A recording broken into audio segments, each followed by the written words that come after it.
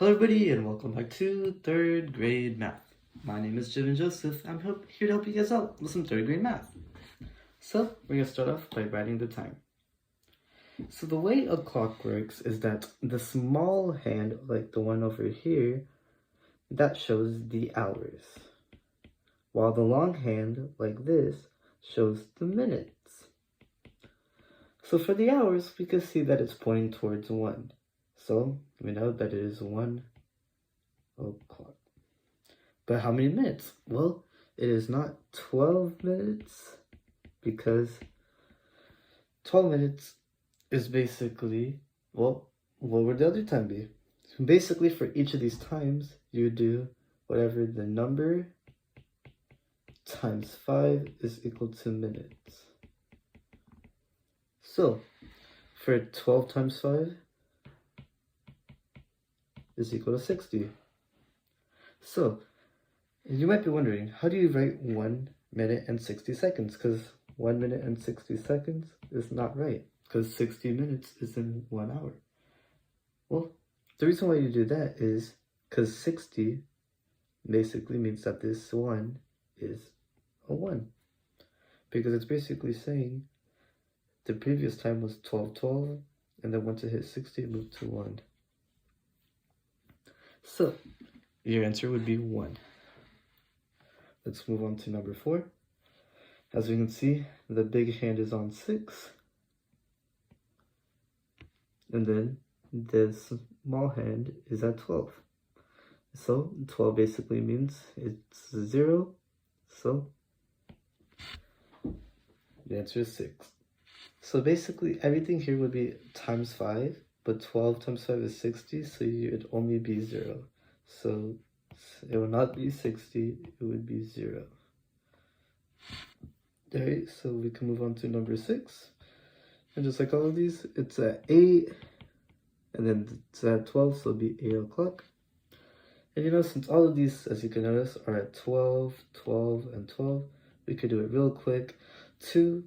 Number 2, it's at 2 o'clock. At 3, it's at 10 o'clock.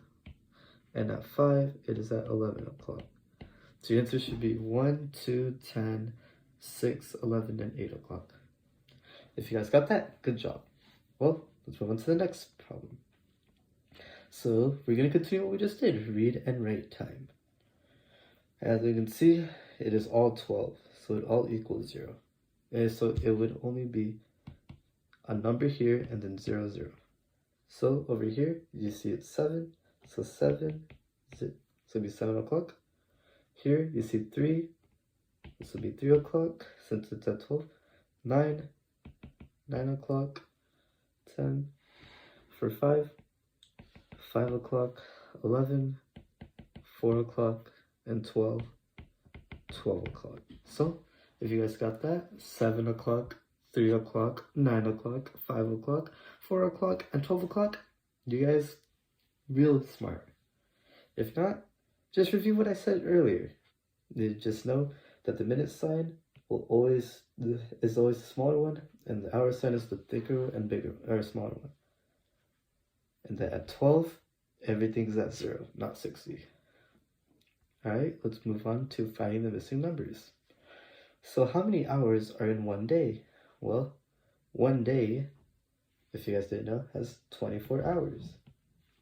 There's 24 hours in 1 day because it goes from 12 a.m. to, well, 12 a.m. And then 12 a.m. to 12 p.m. is 12 hours. And then 12 p.m.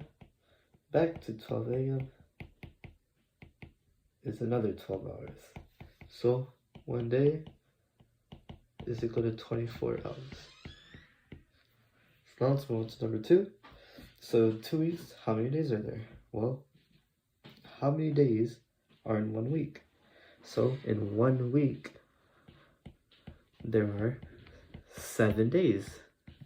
These are Saturday, or Monday, Tuesday, Wednesday, Thursday, Friday, Saturday, and Sunday. 7 days. So in 2 weeks, there would be 7 times 2, which is 14. So you'd have 14 days. So how many months are in 1 year? So in 1 year, there are 12 months. And these are January, February, March, April, May, June, July, August, September, October, November, and December. So 12 months. And then we can move on to 6. How many minutes are in 2 hours? So if in 1 hour there is 60 minutes, how many is in 2 hours? So you multiply this by 2. So in 2 hours, you get 120 minutes. So your answer is 120. And then, nah, I think you guys got the hang of it. So let's just move on to straight to the word problems. But since we got here early, we have to do 2 of them. So let's start with number 2. Brown bears will hibernate for up to 7 months in a year. How many months are they not hibernating in a year? Well, in 1 year, as we said earlier, 1 year is equal to 12 months. If they're hibernating for up to 7 months, how many are they not? Well, this is a simple subtraction, guys. It's 12 minus 7. And 12 minus 7 is 5. So they're not hibernating for up to 5 months. But still, 7 months is a very long time. Yeah, let's move on to number 3. Well, the 2 units we have are so basically we're going from August 4th to August 25th, and it's having how many weeks was her vacation? Well, August 4th to 25th, those are in days. So how many days are in 1 week? It's 7 days in 1 week. So first we do 25 minus 4, which is equal to 21. So she's been on vacation for 21 days, but it's asking for how many weeks? So you do 21 days divided by 7. And 21 divided by 7 is 3. So your answer is 3 weeks. Well, you guys, boys and girls, I know we finished a bit early today, but I hope you guys have a wonderful day.